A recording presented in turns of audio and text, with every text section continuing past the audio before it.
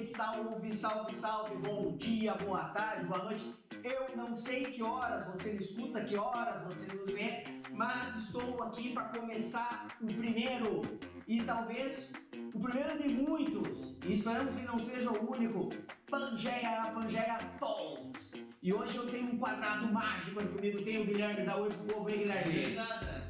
Temos também Bernardo, o homem da touca preta, conosco hoje. Boa tarde, pessoal. Temos Pedrão da massa, da Oi pro Povo, Pedro. Certo? Boa tarde. E o nosso príncipe da mesa, o príncipe do quadrado mágico, elegantérrimo com esse casaco, Guilherme demais. Certo, senhores, olha só. Hoje nós começamos o Pangeia Talks com um tema que eu acho fundamental. Esse tema é absolutamente imprescindível. Por quê? Porque nós vemos numa era de transição, uma era em que os chatbots, né, meu amigo Guilherme, como é o caso do Chat GPT, o Chat PDF e tantos outros, têm dado notícia e já começaram a gerar desemprego, Pedrão, nos Estados Unidos, na União Europeia e até mesmo no Brasil, em grandes centros urbanos. E numa era em que a inteligência artificial, Guilherme, generativa está entre nós, ser criativo passou a ser fundamental. Ser criativo é imprescindível para nos inserirmos no mercado de trabalho, para até, direi eu para vocês, estarmos com algum sentido nessa vida em que a inteligência artificial é cada vez mais presente, cada vez mais ocupa espaços que eram nossos enquanto seres humanos. E se o nosso tema é criatividade, nós não podemos deixar de fora uma conversa sobre dois caras que são seguramente dos mais criativos que a humanidade produziu: Leonardo da Vinci e Steve Jobs. E eu vou dividir aqui o meu quadrado mágico para conversar um pouco sobre esses dois caras num primeiro momento do nosso Pangeia Talks. E aí, Guilherme, o que você trouxe para nós hoje sobre o Leonardo? Nossa, eu sou bastante desse cara, ele é muito maneiro. Ele tem tantas invenções, né, tantas pesquisas, descobertas que ele fez, tanta inovação que ele trouxe para o mundo, mas tudo isso foi graças à curiosidade que ele tinha, né? Porque a curiosidade está diretamente ligada à criatividade. Se tu tem disposição de descobrir algo novo, descobrir, por exemplo, o que é feita essa caneca, você vai descobrir e vai começar a ter criatividade. Conforme quando interconecta disciplinas, tu interconecta, por exemplo, como é feito isso aqui, algum outro produto, tu vai conseguindo ser cada vez mais criativo. Mas também a criatividade, ela sempre depende do ambiente que você está. No caso, como você mesmo chama, ambientes extraordinários, né? No caso, Da Vinci tinha o próprio dele, que era lá na Itália, Florença, que era uma cidade que, por conta do clima político lá da Europa, as cidades italianas elas tinham que cooperar, porque caso contrário não ia ter alguma outra cidade, algum outro país, e aí invadir eles e ia estar tudo acabado. Você sabe, Guilherme, para te ajudar aí na nossa prosa, que a ideia de Itália que a gente tem hoje, né, ela é uma ideia nova, né? Ela é uma ideia do século XIX para cá. Mas joga pro Brasil. Isso, a Península Itálica em que o Leonardo viveu, a Florença em que o Leonardo viveu, na Toscana. Era tipo um país. É um país, isso. A Itália era como se fossem vários países. E eles viviam em conflito entre eles até que surgiram ameaças externas, como é o caso da ameaça do Império Otomano, que obrigou eles a dar uma apaziguada naquela quebradeira de pau que eles viviam. Exatamente. E aí, foi até um pouco depois da Guerra de 100 Anos, que foi que... Sim, entre a França e a Inglaterra. A França, como tinha dominado basicamente a Inglaterra, ela queria invadir a Itália. E se eles tretassem lá, eles iam invadir e tomavam a Itália. Então é muito legal a gente trazer para nossa conversa aqui, Bernardo e Guilherme, essa questão dos ambientes extraordinários, que esse é o nosso foco, né? A expressão não é minha, a expressão é do Joel J, né? Joel Moraes, sobre o qual a gente já conversou em outras oportunidades. Tem um TED muito bacana que a gente deixa a dica para a nossa audiência. E nós temos plateia, não temos plateia, pessoal? Temos plateia! É o primeiro podcast, mas nós temos plateia aqui nos estúdios super modernos da UNI. E falando sobre um ambiente extraordinário, Bernardo, em que o Leonardo viveu, então dá para dizer que que o espaço em que ele habitou, o espaço em que ele estudou foi determinante para a criatividade do Leonardo? Eu acredito que Florença é um ambiente muito propenso para quem tem essa curiosidade a mais, né? Que o Leonardo é conhecido como o maior curioso da história, o mais criativo. Que foi um homem que sempre buscou, sempre teve essa curiosidade desde pequenininho. E tem muita gente que acredita que ser criativo é uma coisa que vem de dom, mas eu acredito que é uma coisa que a gente estimula ao longo do tempo. Não adianta eu só querer nascer e não ir atrás. Se eu tiver uma curiosidade, como o Guilherme falou, da caneca, vou atrás descobrir como a caneca foi feita, como é que ela é formada, quem fez, quem deixou de fazer. Eu acho que é muito importante, e acredito que Florença foi muito determinante nas artes, na verdade, que acredito que são as obras que são mais conhecidas, principalmente com a Mona Lisa, como o Vitruviano, com a Santa Ceia, que acredito que é acho que é mais famosa, não mais famosa, porque a Mona Lisa acaba sendo quase o mesmo nível da Santa Ceia, assim, mas eu acredito que todo o ambiente que ele tem foi propenso para isso. É legal a gente olhar e vocês trazerem essa questão da influência da geografia para a criatividade e para a inovação. Porque o Leonardo da Vinci ele é definido como um polímata. O polímata é o cara que ele conhece muito de várias áreas, de vários segmentos. E o Bernardo citou para nós aqui muito bem uma série de quadros, uma série de obras de arte. Mas, Guilherme, acho que você sabe que o Leonardo também teve muita atividade como engenheiro, né? Ele projetou um monte de coisa aí, né? Não sei se tu está a par disso. Sim, ele projetou. Foi ele que fez o primeiro projeto para os aviões, né? Que foi uma máquina voadora. Você sabe onde é que é a história do avião? E aí era Santos Dumont? E não, a história do Leonardo, ter um projeto do avião, é que o Leonardo ele era diretor teatral. Então percebam olhem a capacidade de transitar por diferentes áreas, de conectar diferentes disciplinas que o Leonardo tinha. Ele era de diretor teatral e ele queria dar um jeito dos atores voarem em cena. E ele criou todo um sistema de roldanas para fazer isso. Se foi um sucesso peça de teatro dele lá, os testes que mandavam em Florença acharam super bacana. E foi daí que veio o interesse dele para desenvolver máquinas relacionadas ao voo. Então, o avião, por exemplo, né? O projeto do primeiro paraquedas da Asa Delta tem vários objetos voadores que o Leonardo projetou. Então, muito isso vinculado a essa capacidade de conectar diferentes disciplinas que ele tinha, essa grande curiosidade que vocês muito bem trataram, e também esse outro componente que era um ambiente muito estimulador, né? Porque o Leonardo, ele não era o único em Florença, havia várias pessoas com a capacidade criativa, com essas conexões das diferentes áreas do saber, nessa que era uma das principais cidades da Itália nesse período, né? E aquela rivalidade dele também com Michelangelo? Não me conta isso aí que eu não Isso é para a Índia. Sabe que a gente conhece primeiro os pintores do Renascimento a partir dessa Tartarugas. Não sei se vocês assistiram Tartarugas Ninjas, mas eu vi vários episódios do Renascimento. Rafael, Donatello, Michelangelo. E é isso aí. Tinha o mestre, né? O mestre Splinter. Era o mestre Splinter. Isso foi do Kung Fu Panda. Kung Fu Panda, não vi Kung Fu Panda. Isso é muito massa, né? Mas eu tava vendo que é um vídeo muito interessante do canal Nostalgia do Felipe Castanhari. É bom, tá? Que ele fez uma história, não completa, mas resumida, de 1h30 mais ou menos, da vida do Leonardo da Vinci. Ele retratou desde tipo, da origem, assim, dessas ideias, até essas batalhas, né? Os seus conflitos. E foi retratado no conflito dele direto com Michelangelo. Eles brigavam muito pelo reconhecimento, que naquela época, acho que mais que hoje em dia, o reconhecimento valia muito pelo trabalho. Todo mundo gosta de ter seu trabalho reconhecido, né? Ninguém quer se esforçar por daí eles chegaram, tiveram muitos conflitos, principalmente com os médicos da época. E aí eles tiveram muitos conflitos que, se não me engano, teve uma arte, uma parede que o Michelangelo fez, e daí o Leonardo ficou uma inveja, assim, e vice-versa, eles eram tipo, bem conflituosos. Tinha uma disputa de éticas e vaidades.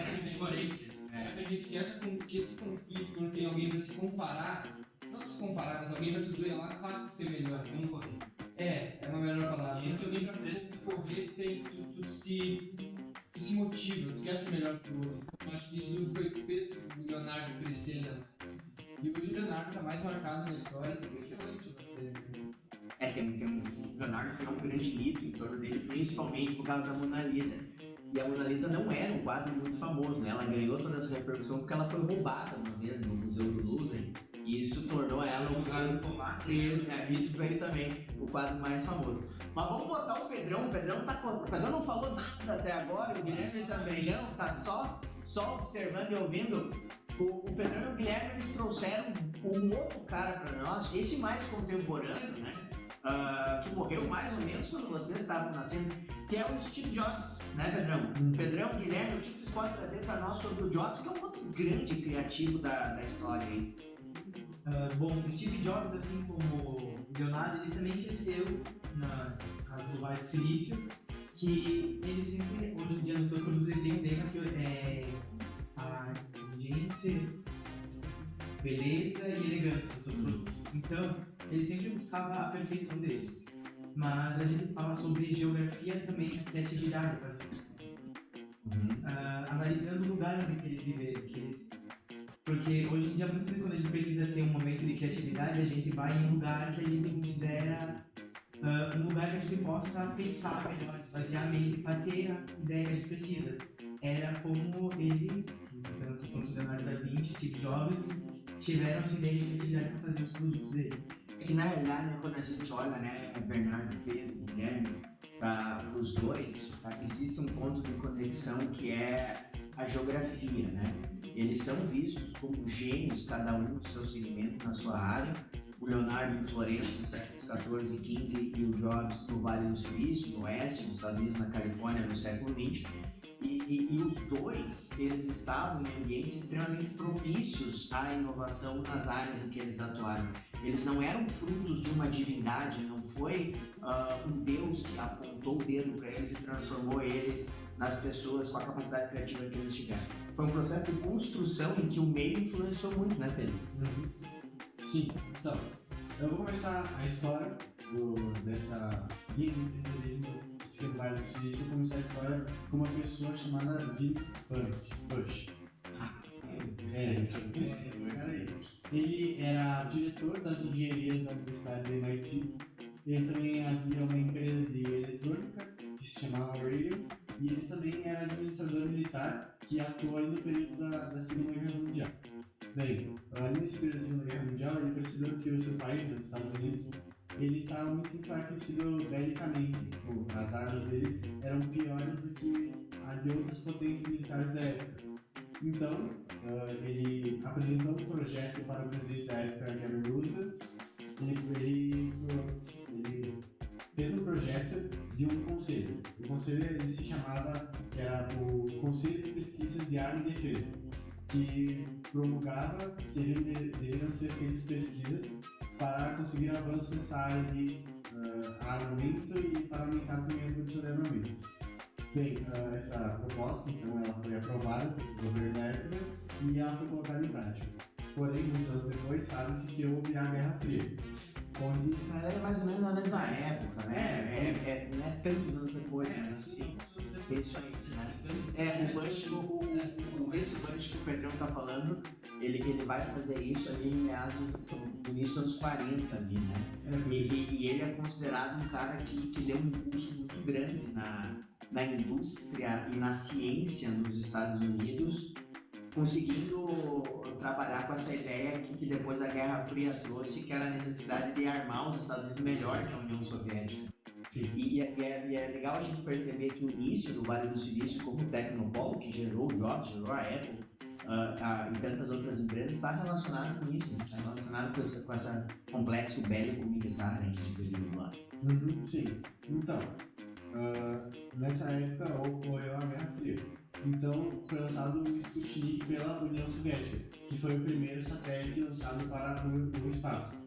Então essa necessidade de competição e um ambiente inovador também da época trouxe que o presidente daquela época da Guerra Fria, chamado John Kennedy, ele quis transformar a Califórnia num ambiente de inovação no ramo de empreendedorismo. Então um cara chamado, deixa eu lembrar o nome, Frederick, ele construiu mais ou menos uns 280 hectares de um polo industrial. Esse cara aí não é esse cara, na realidade, não é o cara que era reitor da Universidade de Stanford. Sim. E aí, ele, na realidade, ele cria a primeira incubadora de empresas de tecnologia aí também, né? E aí é bem legal isso que o Pedro está trazendo para nós, pessoal. E o que a gente observa? É muito doido. Que tu tem o governo, né, o Estado, com aquele contexto da Guerra Fria. Tu tem uma universidade, como a Universidade de Stanford, preocupada com a inovação, cedendo terreno, cedendo know-how, tecnologia, para a primeira incubadora de empresas nesse setor, que depois tem também a conexão com a iniciativa privada. Então, olha, com o Estado, a academia, né, com a universidade, a iniciativa privada corrobora o trabalho para transformar essa região dos Estados Unidos numa potência industrial. E no setor de novas tecnologias, né, principalmente. Então, esse polo ele foi feito para atrair novas empresas. Uma dessas empresas, que é uma empresa muito grande também, que é a Xerox, que é uma empresa no ramo de impressões, uma empresa muito famosa, que até hoje a gente chama vamos fazer um Xerox. É uma fotocópia, né? A gente usa o nome da empresa. É. A Xerox foi uma das companhias que surgiu nesse período aí no Vale do Silício mesmo, né? Tem empresa que fez sucesso, né? Porque os caras associaram Um produto a com, é um É a sucesso. mesma coisa que o Imaginex. Isso, a mesma coisa com a gente. Cotonete também. Isso, Cotonete é o outro Eu nesse. ia falar Então, olha, só para a gente arrematar esse tema e passar para o próximo, né? Vejam o papel do ambiente, né? Da geografia no desenvolvimento da criatividade e da inovação, né? Tanto no caso do Leonardo quanto no caso do Steve Jobs. Repito, a criatividade não brotou do nada, ela brotou daqueles espaços, daqueles ambientes que influenciaram os dois. Muito legal as falas de vocês. Vamos para o segundo tema, senhoras e senhores, para a nossa sessão Estudos de Caso, meus amigos e minhas amigas. Opa, Guilherme, o que o senhor trouxe para nós de estudo de caso para nós conversarmos com os nossos amigos, com os nossos queridos espectadores e ouvintes? Então, como eu havia dito no piloto, que a gente lançou um tempo atrás. Nós temos um piloto, nós temos um ensaio, isso aí. Mas, o meu tema e do meu colega, que a gente, o Bernardo Dias, que a gente fez Um abraço pro Bernardo, hein? Um abraço pro Bernardo Dias. Cadê o Bernardo Dias? Oxi! Um abraço pro Bernardo Dias. Aê, Bernardo, hein? E aí, Guilherme? Então, o estudo de caso que a gente pegou era sobre o pior jogo do mundo, que, assim como os jogos de hoje, existem jogos que são ruins, né? Que saem todo bugado, que não são algo bom, né? E geralmente dão prejuízo. Isso não era muito diferente da época do Atari, né? Foi o primeiro videogame que você podia jogar em casa, tinha cartucho. Antes era só lá tu ia no fliperama jogar. E agora tu podia jogar em casa. Jogaram Atari, Brits? Eu não. Eu joguei. Joguei, Atari eu não tenho. Nunca vi também. Enfim. Aí, nessa mesma época, pouquíssimos anos depois, acho que foi 3 anos, lançou um filme que a maioria de vocês devem conhecer, e alguns aqui já até assistiram, que é o ET, do Steven Spielberg. O Pedro assistiu, né? É bem massa. Muito bom. Muito bom. Aí, com todo o sucesso que o filme fez, todo mundo gostou, gerou milhões de lucro, muitas vezes eu pensar assim, se eu fizer um jogo sobre esse filme, um jogo baseado nele, o que poderia dar errado, né? E a resposta é simplesmente tudo. Porque acabou que essa empresa gastou muito dinheiro para conseguir os direitos do filme, foi, se eu não me engano, 21 milhões de dólares. Que é um que dinheiro é absurdo. Hoje é bastante dinheiro, mas na época era um negócio. Ainda mais aí. Nossa, Mas mas não não pensa esse valor. Deveria ser quanto? 21 milhões agora? Não tem ideia. Mas não tem ideia. Não Sei lá, não né? nem vou chutar porque eu não tenho ideia. Exatamente. Enfim, então, gastaram muito dinheiro e aí eles tiveram a ideia mais imbecil possível, que foi contratar apenas um cara, que era o Homer Scott, para desenvolver o jogo, e deram apenas 4 semanas para fazer. 4 semanas, porque eles queriam lançar no Natal daquele ano para vender um sucesso, né? Vender um presente de Natal. Só que assim, 4 meses para desenvolver o jogo, 4 semanas, perdão, é muito pouco tempo.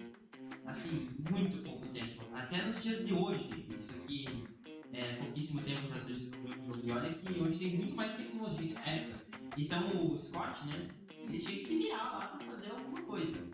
E acabou que ele fez até um jogo com os gráficos mais ou menos e tal. Só que a gameplay do jogo era muito maçante, cheio de bugs. O único objetivo era entrar nos buraquinhos e pegar um telefone. E o jogo reiniciava, só isso. E toda vez que tu fazia isso, tinha uma chance imensa de crashar o jogo, dele fechar sozinho, de você ficar travado no lugar, o jogo simplesmente não abrir mais. Foi um completo fiasco esse jogo, tanto que depois que as pessoas devolveram os cartuchos, né, e muita gente comprou e ficou decepcionada, eles tiveram que tirar os cartuchos do zero, não tinha nada que eles pudessem fazer. Então era pra ser um sucesso e foi uma derrota total o negócio. Se os caras tivessem dado mais tempo e talvez contratado mais desenvolvedores, provavelmente esse jogo seria um sucesso, seria considerado um dos melhores jogos da época da Atari. Só que se os caras não tiveram paciência, eles quiseram apressar tudo para poder ganhar dinheiro fácil, ganhar dinheiro no Natal, fazer algo pouco e tentar ganhar o máximo de lucro possível. Veja Esse foi só. o principal problema. Então a lição é tem que respeitar o tempo das coisas. Tem que ter né? paciência. Ter paciência e respeitar os processos, né? E meu amigo Bernardo, o que o senhor trouxe? Eu trouxe hoje para nós o curioso caso que pouca gente conhece, que é o cofundador esquecido da Apple. Bom, acho que hoje em dia todo mundo conhece a Apple, né? Que é impossível alguém não conhecer. Ainda mais agora com o novo óculos que eles criaram, né? Que lançaram essa semana. Aquele óculos esquisito. E esse mesmo. Vocês viram com ele no estouro do iPhone sem carregador? Sim. A Apple, pro um lado ou pro outro, ela tá sempre no noticiário. E eles podem fazer isso, É. né? Eles já são Bom, tão eu marcantes. acredito que a Apple hoje é a empresa mais famosa de celulares, tanto que eles podem até ter concorrentes, mas eles são os melhores, não tem muita comparação. Temos um Apple lover, né? Tá dando atrapalhando Samsung e tal. Temos facções da Android aqui, né? Facções da Android Samsung. Bom, enfim, todo mundo quando fala assim da Apple lembra apenas do Steve Jobs. E um pouquinho assim mais até que a empresa dos Steves, que é o Steve Wozniak também, que é a grande cabeça montadora da Apple no começo, certo? Ele que fazia os computadores. Isso. Ele era o cara que tinha a inteligência para criar, mas não tinha a visão empreendedora do negócio. E não foi na época, que daí naquela época se juntaram o Jobs e o Wozniak para fundar a Apple. E como o Wozniak ele era o cara meio desleixado, meio preguiçoso, ele não queria vender o produto, ele só gostava de fazer. Conhece algum Wozniak na tua turma aí ou não? Olha, eu acho que todo mundo é meio Meio Wozniak. mas como o Wozniak ele não tinha esse reconhecimento, não via um propósito em vender o produto dele, o Jobs conhecia o Robert Wayne, que trabalhou na Atari numa época. Ele era um dos representantes da Atari na época, antes de ser fundado, e Jobs chamou o Wozniak e o Wayne para uma reunião. Nessa reunião foi para buscar como vencer o Wozniak da criação da Apple. Foi uma reunião que não demorou muito, eu acho que o Wayne era realmente um cara bom de papo, e em poucos minutos eles conseguiram fechar um acordo. Nesse acordo, os dois Steves ficaram 45% para cada um, 45% pro Jobs, 45% pro Wozniak e 10% apenas pro Wayne. Naquela época ninguém sabia quem era Steve Jobs, ninguém sabia quem era o Wozniak. O mais conhecidinho, por causa da Atari, era o próprio Wayne. E poucos dias depois dessa reunião, o Wayne resolveu se retirar da empresa. E anos depois ele justificou a saída dele, que foi o primeiro contrato da Apple. O primeiro contrato oficial da Apple foi com a Byte Shop. Que a Byte Shop pediu 50 máquinas, no caso 50 computadores para a Apple. Só que para eles produzirem esses computadores teriam que investir $15 mil. Que na época era muito, hoje ainda é muito dinheiro, mas na época era ainda muito mais. E o Wozniak e Jobs não tinham esse dinheiro para cobrir. E quem teria que cobrir esse valor, pela Byte Shop ser uma empresa que não era conhecida por pagar seus clientes, ser uma empresa meio caloteira, assim, o Wayne ficou com medo. Eu acho que eu posso dizer que ficou com medo, né? Que ele ficou com o pé atrás, assim, de seguir. E hoje a gente vê que isso é um absurdo, né? Coitado, velho. E... Enfim, aí ele conversando, ele resolveu se retirar da empresa. Mas mesmo assim, eles cumpriram o contrato e hoje a gente vê que é um sucesso no dia. Tá, então deixa eu entender. O cara teve a chance de ser sócio de 10% da Apple, na fundação da Apple, a troco de nada, e saiu. Exatamente. Saiu dias depois, né? Ele recebeu $1.500 pra ser da empresa, Show. renunciando os 10%. Show. Ah, e aí, cara, quando vocês escutam um negócio desse, o que vocês pensam? Uau. Cara, 0% da Apple hoje daria bom pra mim. 10% da Apple hoje é alguns bilhões. É algumas dezenas de bilhões, nossa, cara, são talvez centenas de bilhões de dólares. Milionária. Empresas que valem mais de $1 trilhão, então imagina. É, Pedrão, e o teu estudo de caso para nós? Conta aí o que é. O Pedrão vai trazer uma inovação da área da saúde, hein? Correto? Correto. Então, eu vou trazer a inovação da área da saúde na invenção das incubadoras neonatais. Então, Temos na turma aqui o Vitor, que não está presente, que é um cara que é prematuro, né? Nem parece, tem 1,90m de altura e é prematuro. Imagina se não fosse, né? E aí, Pedrão? Imagina se não fosse. Mas não fosse, eu sempre pensei assim, e aí, Pedrão? então, o projeto começou com um cara chamado Stefan Tarnier. Ele era um médico obstetra e estava andando no zoológico na França. E ele observou, lá no zoológico, andando, ele observou uma incubadora para ovos de aves, principalmente de galinha. E ele ficou lá olhando para aquela incubadora e ele ficou pensando. E alguns momentos depois ele assimilou e pensou, por que eu não posso fazer isso com os seres humanos? Por que eu não posso ajudar a não aumentar as taxas de óbito no nascimento de bebês prematuros? Então ele pegou o cara que fazia as incubadoras para o zoológico e fez um projeto junto com ele. E ele realizou essas incubadoras para os seres humanos. O legal dessa história é a conexão que ele fez, o mindset que ele teve em relacionar a incubadora dos ovos de galinha com o ser humano, onde ele podia ajudar e ajudou milhões de crianças a não morrerem. Depois esse projeto passou por várias, aprimoraram ele e até chegar onde ele é hoje, assim, ajudando em todos os países que ele está, ele ajuda. Essa curiosidade, essa capacidade de conexão que esse médico francês teve, ela é algo que a gente tem que levar como lição. Às vezes a gente pode ter uma ideia caminhando num zoológico e essa ideia virar uma super invenção que mais do que gerar grana, né, cara, vai beneficiar muita gente, né? Então esse é um aspecto importante. Nos Estados Unidos, por exemplo, ele diminuiu 75%, que é uma mudança muito drástica. Imagina. Nas crianças quando nascer. Essa ideia de conexão foi inventada antes por nós, no Leonardo da Vinci, que conectou as jogos também. Isso, esse lance de conectar, olhar para os diferentes setores, Inclusive, né? falando nisso, eu tenho um discurso do Steve Jobs no YouTube que é famoso. Connecting the Dots, conectando os pontos. É muito maneiro, ele fala um pouco como foi pra ele ter a ideia da Apple, como foi pra ele desenvolver a grande empresa que ele teve. Muito massa, se vocês quiserem dar uma olhada nisso. Eu acho muito maneiro. E para encerrar, nosso amigo Guilherme, qual é o seu estudo de caso para nós hoje, Guilherme? Meu estudo de casos é mais baseado sobre a poluição da natureza, mais específico da parte dos oceanos, que meu estudo de caso relata a invenção que um aluno fez para tentar limpar os oceanos. Esse jovem se chama Boris Slat, e ele criou esse projeto a partir do mergulho que ele fez em uma viagem de férias na Grécia.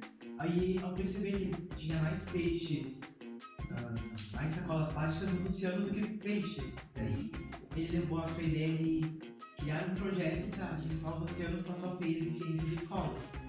E eu queria ressaltar também a grandiosidade desse projeto, porque é um projeto muito grande, sabe o tamanho do oceano e... Dos oceanos, né? Que é a proposta do Boyle Slat, que é o fundador de uma ONG chamada Ocean Spring, que o Guilherme está mencionando aqui, é limpar todos os resíduos plásticos dos oceanos por uma tecnologia que ele criou, né? Sim, mas a princípio agora ele está tentando limpar a ilha de lixo entre o Havaí e a Califórnia.